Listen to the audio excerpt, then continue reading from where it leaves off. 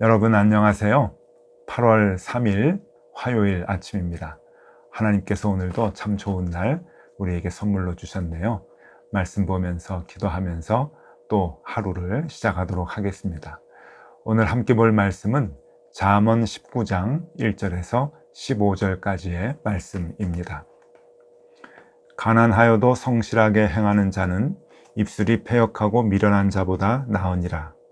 지식 없는 소원은 선하지 못하고 발이 급한 사람은 잘못 가느니라. 사람이 미련함으로 자기 길을 굽게 하고 마음으로 여호와를 원망하느니라. 재물은 많은 친구를 더하게 하나 가난한즉 친구가 끊어지느니라. 거짓 증인은 벌을 면하지 못할 것이요 거짓말을 하는 자도 피하지 못하리라. 너그러운 사람에게는 은혜를 구하는 자가 많고 선물 주기를 좋아하는 자에게는 사람마다 친구가 되느니라. 가난한 자는 그의 형제들에게도 미움을 받거든 하물며 친구야 그를 멀리 하지 아니하겠느냐. 따라가며 말하려 할지라도 그들이 없어졌으리라. 지혜를 얻은 자는 자기 영혼을 사랑하고 명철을 지키는 자는 복을 얻느니라. 거짓 증인은 벌을 면하지 못할 것이요 거짓말을 뱉는 자는 망할 것이니라. 미련한 자가 사치하는 것이 적당하지 못하거든 하물며 종이 방백을 다스림이냐. 노하기를 더디하는 것이 사람의 슬기요 허물을 용서하는 것이 자기의 영광이니라. 왕의 노함은 사자의 부르짖음 같고 그의 은택은 풀 위의 이슬 같으니라. 미련한 아들은 그의 아비의 재앙이요 다투는 아내는 이어 떨어지는 물방울이니라. 집과 재물은 조상에게 속하였거니와 슬기로운 아내는 여호와께로서 말미암느니라. 게으름이 사람으로 깊게 잠들게 하나니 태만한 사람은 줄일 것이니라. 아멘. 네, 오늘은 잠언 19장의 말씀을 우리가 함께 보는데요. 역시 한 문장 한 문장마다 구절 구절마다 대비를 하면서 선한 자와 악한 자의 모습을 우리에게 얘기해 주고 있습니다. 생활상의 많은 부분들에 대한 이야기들을 해주고 있는데 주제가 조금씩 달라서 오늘 읽은 본문 전체를 하나의 주제로 묶는 것은 조금 어려움이 있습니다. 그런데 오늘 말씀을 보니까 반복해서 나오는 구절이 있습니다. 그것이 정직에 관한 문제인데요. 오늘 5절과 9절 이 두 절이 똑같은 말씀으로 쓰여져 있습니다. 5절과 9절에 대한 말씀을 먼저 읽어드리겠습니다. 거짓 증인은 벌을 면하지 못할 것이요 거짓말을 하는 자도 피하지 못하리라. 정직해야 된다. 거짓말을 하면 안 된다. 특별히 이제 재판을 할 때 시시비비를 가릴 때 증인으로 나와서 상대방에 대해서 거짓 증언을 하면 안 된다라고 하는 것을 강력하게 말씀하고 있는데 이 5절의 말씀이 9절의 말씀과 또 똑같습니다. 9절도 거진 단어가 조금 다르지만 그래도 거진 똑같은 9절로 이렇게 뜻을 우리에게 얘기해 주고 있죠. 9절 말씀입니다. 거짓 증인은 벌을 면하지 못할 것이요 거짓말을 뱉는 자는 망할 것이니라. 역시 거짓 증인을 거짓으로 증거를 말하지 말아라 라고 하는 것을 우리에게 얘기해 주고 있죠. 여러분 출애굽기 20장이나 신명기 19장에 보면은 증언을 할 때 정직하게 해야 한다라고 하는 것을 하나님께서는 이스라엘 백성에게 아주 강하게 말씀하십니다. 거짓 증언을 하지 말아라. 거짓말을 하지 말아라.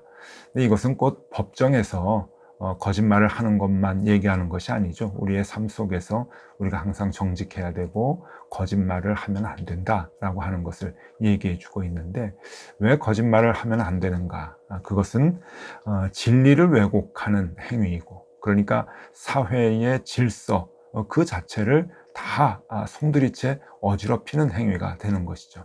하나님께서 이 진리를 가지고 이스라엘 백성들이 살아갈 수 있는 기준, 질서를 잡는 기준을 삼아 주셨는데 그것을 왜곡하고 그것을 바꾸어 놓는 것, 그것은 송두리째 하나님의 사회를 어지럽히는 것이기 때문에 이 거짓 증인, 거짓으로 증언하는 것, 정직하지 못한 것은 하나님께서 크게 진노하시는 범죄라고 하는 것입니다.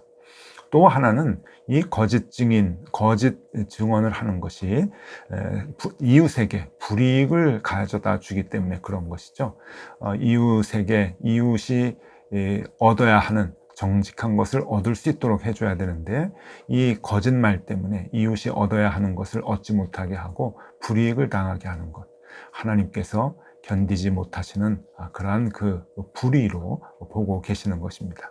그래서 하나님께서는 아주 강하게 이스라엘 사람들에게 정직해야 할 것, 거짓말을 하면 안 된다라고 하는 것을 늘 얘기하고 계십니다.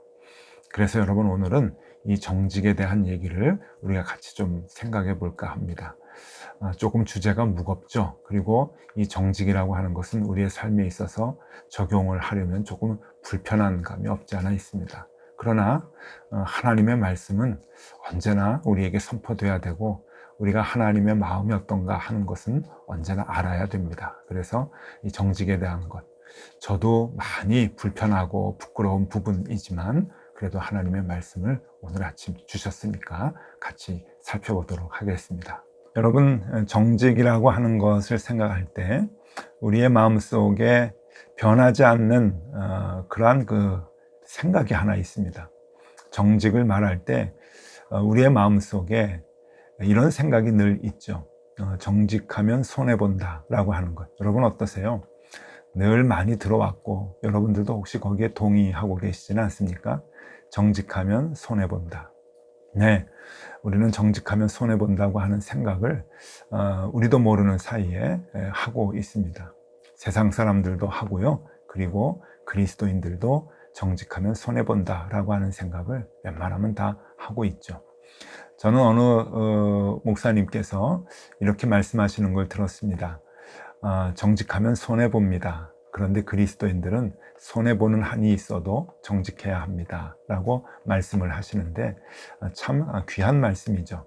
그런데 가만히 생각해 보면은 꼭 그렇게 생각할 수밖에 없을까 하는 생각이 드는 거예요. 왜냐하면은 여러분, 우리는 정직해야 하는데 하나님의 명령이기 때문에 우리가 정직한 생활을 해야 하는데 정직한 생활을 하면은, 정직한 말을 하면은 우리는 언제나 손해를 보는데 하나님을 믿는 사람들은 손해보는 한이 있더라도 정직해야 한다. 네, 어느 정도 일리가 있지만은요, 성경에 보면은 더 귀한 말씀들이 있습니다. 여러분, 이 말씀을 한번 들어보시면 여러분 생각이 어떠신가 한번 여쭤보고 싶네요. 잠언 14장 11절 말씀입니다. 악한 자의 집은 망하겠고 정직한 자의 장막은 흥하리라. 네, 분명히 하나님께서 말씀하시죠. 정직한 자의 장막은 흥하리라. 정직한 자가 흥하게 된다라고 하는 것입니다. 여기에서 흥한다라고 하는 히브리 말은 정말 말 그대로 모든 것이 다 잘 된다라고 하는 그러한 그 뜻입니다. 물질로도 넉넉하게 되고 삶도 편안하게 되는 것을 얘기하는 것이죠. 여러분, 정직한 자는 흥한다라고 하는 것, 우리가 진리라고 여기는 것처럼 생각하고 있는 말, 정직하면 손해본다라고 하는 말과 완전히 배치가 되는 말인데, 여러분, 이 말씀은 하나님의 말씀입니다. 세상 사람들의 말이 아니죠.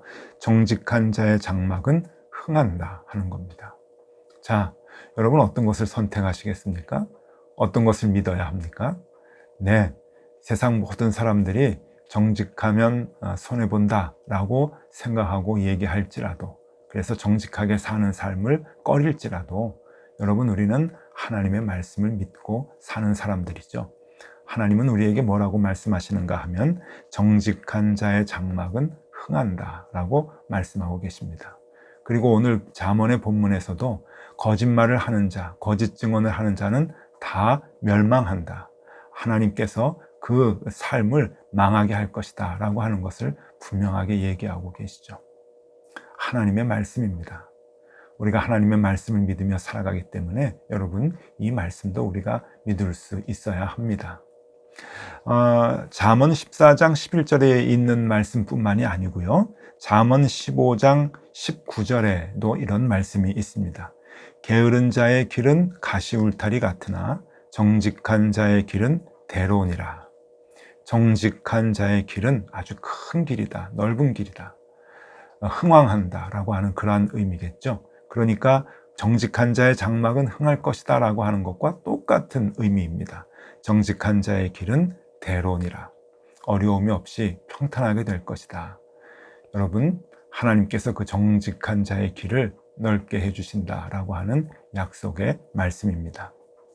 또 시편 112편 4절의 말씀도 참 귀합니다. 여러분 보시죠.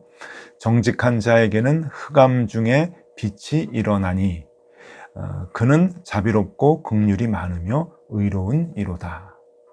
다시 한번 읽어드릴게요. 정직한 자에게는 흑암 중에 빛이 일어나나니 그는 자비롭고 긍휼이 많으며 의로운 이로다. 여러분, 흑암 중에도 빛이 일어나게 된다라고 합니다. 정직한 자가 잠깐 어둠 속에 있는 것 같이 어려움을 당할 수도 있습니다. 손해보는 것 같은 생각을 할 수도 있고 정말 손해를 조금 잠깐 볼 수도 있겠죠. 그러나 장기적으로 볼 때, 긴 인생의 삶의 모든 여정으로 볼 때 하나님께서 흥하게 하시고 그 길을 넓게 하신다. 그리고 흑암 중에 빛이 일어나게 하신다라고 분명하게 말씀하고 있습니다. 여러분, 그렇기 때문에 우리는 확고한 믿음을 가지고 정직한 삶을 살 수 있어야 됩니다. 우리가 하나님의 자녀이기 때문에 빛과 소금의 역할을 감당하기 위해서는 불이익을 당해도 정직해야 된다라고 하는 그 정도의 생각이 아니라, 정직하면 반드시 하나님께서 흥하게 하신다. 그리고 우리의 삶에 빛이 있게 하신다. 우리의 인생의 길을 크게, 넓게, 평탄하게 해주신다. 성공하게 해주신다 라고 하는 그 믿음을 우리가 분명히 가져야 할 것입니다. 여러분, 정직한 자는 하나님께서 붙들어 주시기 때문에 그렇습니다. 네, 여러분, 오늘 아침에 여러분들에게 조금 어려운 질문 하나 좀 드려보도록 하겠습니다. 여러분, 이제 제가 두 사람을 좀 보여드릴 텐데 누가 더 괜찮은 사람인가 한번 봐주세요. 하나님을 믿는데 정직하지 못한 자가 있고요. 또 하나님을 믿지 않는데 정직하게 사는 사람이 있다고 가정한다면, 이 두 사람이 있다고 가정한다면, 여러분, 이 두 사람 중에 누가 더 좋은 사람입니까? 더 구체적으로 질문하면 이 두 사람 중에 누가 구원을 받을까요? 어렵죠? 우리 주변에 하나님을 믿는데 조금 정직하지 못한 사람들이 있습니다. 네, 간혹 있죠. 그리고 잘 보입니다. 저런 사람들 하나님을 믿는데, 교회 다니는데, 그리스도인인데 왜 저렇게 정직하지 못하지? 라고 생각되는 사람들이 있죠. 그런데 하나님을 믿지 않는 사람들 중에 비교적 정직하게 생활하는 사람들이 있습니다. 자, 여러분, 어떤 사람들이 더 옳은 사람일까요? 누가 구원을 받을까요? 자, 정답을 말씀드리면은 이것은 질문 자체가 잘못됐습니다. 어떤 부분에서 잘못되었는가 하면은 하나님을 믿는데 정직하지 못한 자라고 하는 것이, 이것이 성립이 안 되기 때문에 그런 것이죠.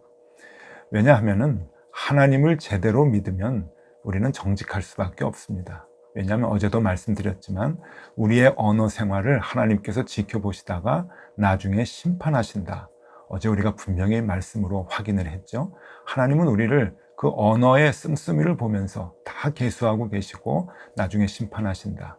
그래서 우리가 선한 말을 해야 된다. 그래야 좋은 날을 얻게 된다. 그렇게 어제 말씀을 우리가 보았는데, 그렇기 때문에 하나님의 살아계심과 하나님의 인도하심을 분명히 믿고 의지하는 사람들은 정직할 수밖에 없는 것이죠. 거꾸로 얘기하면 교회 다니는데 저 사람은 정직하지 않아, 하나님을 믿는 사람인데, 그리스도인인데 저 사람은 거짓말을 좀 자주 해, 잘해 라고 생각이 든다고 한다면, 그런 사람이 있다고 한다면 여러분 분명히 아셔야 됩니다. 그분은 하나님을 알지 못하는 사람입니다. 하나님을 믿지 못하는 사람이죠. 교회는 다닌다고 하고 자신이 기독교인이라고 얘기는 해도 그 속에는 진정 하나님을 믿는 그 믿음이 없는 사람입니다. 왜냐하면 하나님을 믿으면 정직할 수밖에 없기 때문이죠. 그렇기 때문에 하나님을 믿는 사람, 거기에 정직한 것, 이것은 함께 가는 것이고, 이것이 함께 합쳐질 때는 여러분 엄청난 그리스도인들의 삶에 파워풀한 시너지 효과가 일어난다고 하는 것입니다. 잠언 10장 29절 말씀을 보면은요, 여호와의 도가 정직한 자에게는 산성이요 행악하는 자에게는 멸망이니라. 하나님께서 정직한 자를 붙들어 주셔서 산성이 되도록 그렇게 만들어 주신다라고 하는 그런 의미의 말씀이겠죠. 하나님을 믿는 자, 그래서 정직하게 살아가는 자, 하나님이 붙들어 주셔서 산성과 같은 견고한 삶을 살아가게 된다. 반대로 거짓말을 일삼고 하나님을 알지 못하고 그리고 하나님을 믿지 못하는 그러한 그 사람들은 멸망에 이른다라고 하는 것을 우리에게 말씀해 주고 있는 것이죠. 하나님은 정직한 자를 붙들어 주십니다. 왜냐하면 그가 하나님을 믿기 때문에 그런 것이죠. 하나님을 믿으니 정직하게 되고 정직하니 하나님을 더 견고하게 믿게 되는데 하나님이 그를 끝까지 책임져 주고 붙들지 않겠습니까? 그게 원리이죠. 그래서 여러분 잠언 13장 6절에 보면은 공의는 행실이 정직한 자를 보호하고 악은 죄인을 패망하게 하느니라. 여기서 공의는 행실이 정직한 자를 보호하고 하나님을 믿는 믿음, 여호와 하나님께서 정직한 자, 하나님을 믿음으로 인해서 정직하게 행하는 자를 보호하신다. 끝까지 보호하시는 거죠. 그의 삶을 인도하시고 이끌어 주시고 끝까지 보호하신다라고 하는 말씀이고요. 시편 125편 4절에 보면은 여호와여 선한 자들과 마음이 정직한 자들에게 선대하소서. 여호와여 선한 자들과 마음이 정직한 자들에게 선대하소서. 거꾸로 얘기하면 여호와 하나님께서 정직한 자들의 삶을 선대하신다. 선한 길로 인도하신다, 이끌어 주신다 라고 그렇게 말씀하고 있는 것이죠. 여러분, 오늘 이 아침에는 정직에 대한 이야기를 같이 나누었습니다. 우리가 어떻게 정직한 삶을 살 수 있을까요? 그저 어떻게 하든지 고민하며 갈등하다가 정직해야지 하면서 정직한 삶을 살아갈 수 있는 게 아닙니다. 우리가 여호와 하나님을 더 많이 의지하고 하나님을 굳게 믿고 그 믿음이 견고해지면 견고해질수록 여러분 우리는 거짓말을 할 수 없게 되는 것이죠. 하나님이 그 말로 인한 심판을 하신다고 하는 것을 우리가 알고 있기 때문에 그렇습니다. 그래서 하나님 앞에서 언제나 진실하고 하나님 앞에서 언제나 진실된 말을 할 수밖에 없는 삶을 살아가게 되는 것이죠. 네, 여러분 오늘 이렇게 정직에 대해서 같이 살펴봤는데요. 오늘 하루 우리가 하나님을 굳게 믿음으로 우리가 더 정직한 삶을 살아갈 수 있도록 그렇게 기도하며 하루를 지내면 좋겠습니다. 또 거짓말의 유혹이 많이 올 텐데 믿음으로 이겨내는 귀한 하루 되실 수 있기를 바랍니다. 기도하겠습니다. 하나님, 얼마나 많은 거짓말을 하며 지금껏 살아왔는지 모릅니다. 얼마나 많은 거짓의 유혹을 받으며 오늘도 살아갈지 모릅니다. 하나님, 우리와 함께하여 주옵소서. 순간순간 실족할 수밖에 없는 그 순간에 여호와 하나님 계심을 믿게 하여 주시고 의식하게 하여 주셔서 다시금 정직한 삶을 살아가게 하여 주옵소서. 예수 그리스도 이름으로 기도드리옵나이다. 아멘. 네, 함께 기도하시겠습니다.